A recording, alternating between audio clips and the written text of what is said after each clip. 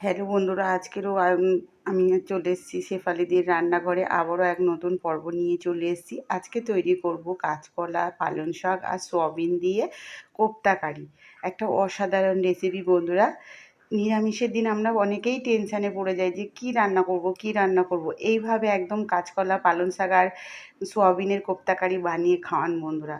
বাড়িতে যাকেই খাওয়াবেন সেই কিন্তু আপনার প্রশংসা করবে। এটা কিন্তু খেতে দুর্দান্ত স্বাদের হয়। বন্ধুরা, পুরো রেসিপিটা দেখার আমন্ত্রণ রইল। পুরো রেসিপিটা দেখো, আশা করছি সবারই ভালো লাগবে। চলুন রেসিপিটা শুরু করছি। দেখুন বন্ধুরা, কাঁচকলা আর এখানে পালং শাক আর সয়াবিনগুলো সব আমি পেস্ট করে নিয়েছি। এবার এখানে আমি মশলাগুলো অ্যাড করব।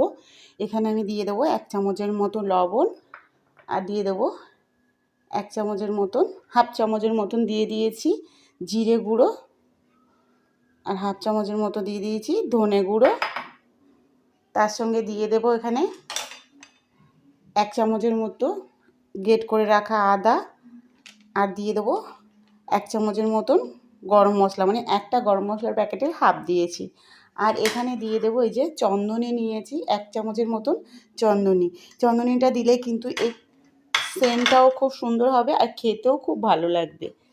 আর এখানে আমি দিয়ে দেব এই যে 1 চামচের মতন চিলি ফ্লেক্স।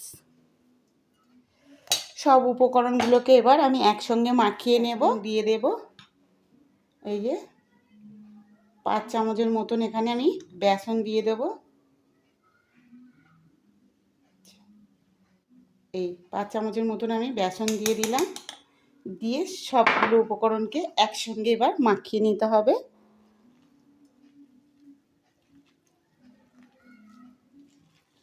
সুন্দর করে সবগুলোকে একসঙ্গে মাখিয়ে নেব।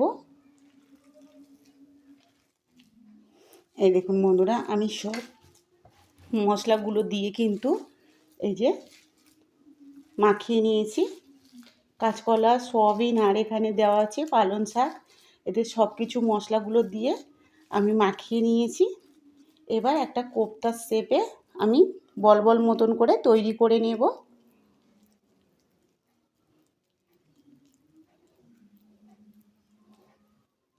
এই দেখুন বন্ধুরা, এরকম করে কোপ্তার শেপে সবগুলোকে তৈরি করে নেব।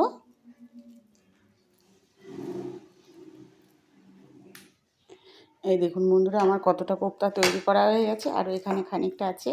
একইভাবে আমি কোপ্তাগুলোকে তৈরি করে নেব। এখানে কিন্তু সয়াবিন আছে, পালং শাক আছে আর কাঁচকলা আছে, দিয়ে কিন্তু আমি সব পেস্ট করে কোপ্তাগুলো তৈরি করে একটা কড়া বসিয়ে দিয়েছি, আর কড়াতে আমি তেল দিয়ে দেব। তেল দিয়ে দিলাম। তেলটা গরম করে নেব। গরম করে নিয়ে কোপ্তাগুলোকে আমি তেলে ভালো করে ভেজে নেব। গরম হয়ে গেছে, এবার আমি কোপ্তাগুলোকে এক এক করে দিয়ে দেব তেলের মধ্যে।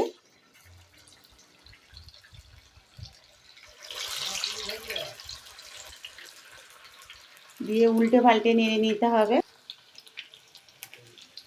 এবার এক এক করে কোপ্তাগুলোকে সব তেলের মধ্যে দিয়ে দেব।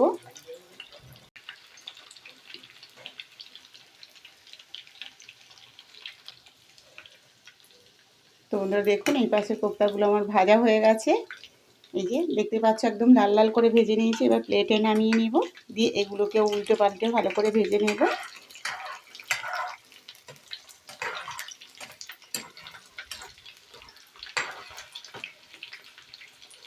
সব কোপ্তাগুলোকে কিন্তু একদম লাল লাল করে ভেজে নিতে হবে।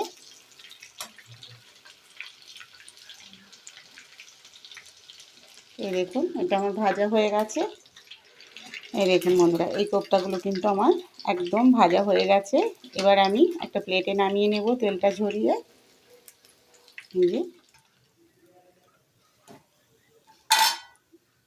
এই দেখুন বন্ধুরা, আমার এক প্লেট কোপ্তা ভাজা হয়ে গেছে।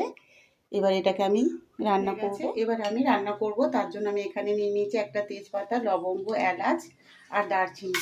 এটা আমি ফোড়ন দিয়ে দিলাম। এই তেলের মধ্যে দিয়ে দিয়েছি, যে তেলের মধ্যে আমি কোপ্তাগুলো ভেজেছি ওখানে কিন্তু আমি দিয়ে দিলাম। দিয়ে এবার এখানে আমি মশলাগুলো এক এক করে অ্যাড করব। এখানে দিয়ে দেবো 1 চামচের মতন হলুদ,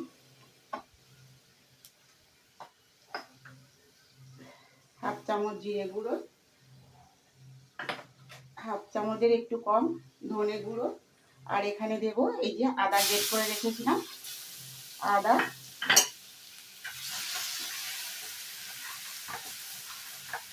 সব মশলাগুলোকে কিন্তু একসঙ্গে আমি কষিয়ে নেব।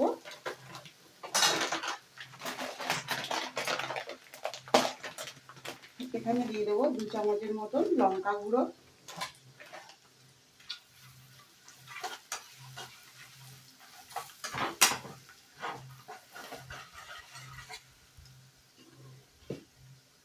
আর এর সঙ্গে দিয়ে দেবো টমেটো সস। এই দেখুন বন্ধুরা 3 চামচের মতন টমেটো সস দিয়ে দিলাম। যেহেতু এখানে আমি টমেটোটা ব্যবহার করছি না তার জন্য আমি সসটা দিলাম। আর তার সঙ্গে দিয়ে দেবো 2 চামচের মতন, 4 চামচের মতো দিয়ে দিলাম টক দই। টমেটো সস, টক দই, লঙ্কা, হলুদ, লবণ, জিরে গুঁড়ো, ধনে গুঁড়ো সবগুলোকে কিন্তু একসঙ্গে আমি কষিয়ে নেব।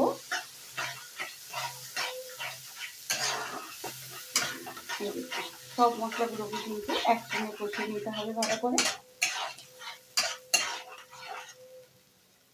আর এখানে যে হাফটা গরম মশলা আমি দিয়েছিলাম তখন কোপ্তাতে, আর হাফটা রেখে দিয়েছিলাম, সেই হাফটাও কিন্তু এর ভেতরে দিয়ে দিলাম। দিয়ে আবার একটু নাড়াচাড়া করে নেব।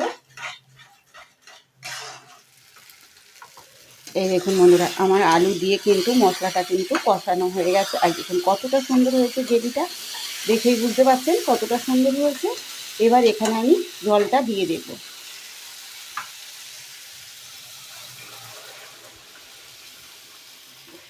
যাতে কোপ্তাগুলো সব সেদ্ধ হয়ে যায় সেই পরিমাণে কিন্তু আমি জলটা দিলাম।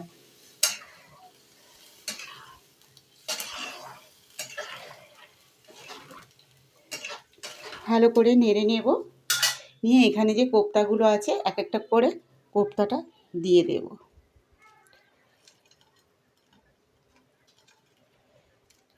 এই দেখেছেন বন্ধুরা সব কোপ্তাগুলো কিন্তু এর ভেতরে এক একটা করে দিয়ে দেব।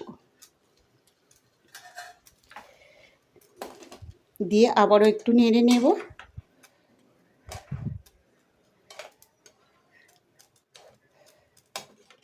এবার নামিয়ে নেব। এই দেখুন একদম দেখুন কতটা সুন্দর লাগছে দেখতে, দেখেই বুঝতে পারছো বন্ধু খেতেও কিন্তু অসাধারণ হয়েছে। এবার কোপ্তা কারিটা নামিয়ে নেবো একটা প্লেটে। এই দেখুন দেখেছেন বন্ধুরা কতটা সুন্দর হয়েছে। আমি ভেজে রেখেছিলাম যেই প্লেটে, সেই প্লেটে কিন্তু আমি নামিয়ে নিচ্ছি কোপ্তা কারিটা। এই দেখুন কোপ্তাগুলোকে আগে একটা প্লেটে নামিয়ে নিচ্ছি।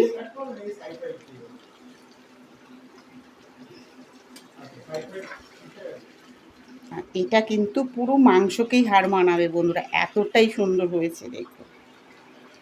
আমার গরম গরম কোপ্তা কারি একদম রেডি, খেতে কিন্তু অসাধারণ হয়েছে। দেখেই বুঝতে পারছো বন্ধুরা খেতে কতটা টেস্ট হয়েছে। তো ঝটপট বানিয়ে ফেলুন এই সয়াবিনের কোপ্তা কারি, আর খেতে অসাধারণ হবে।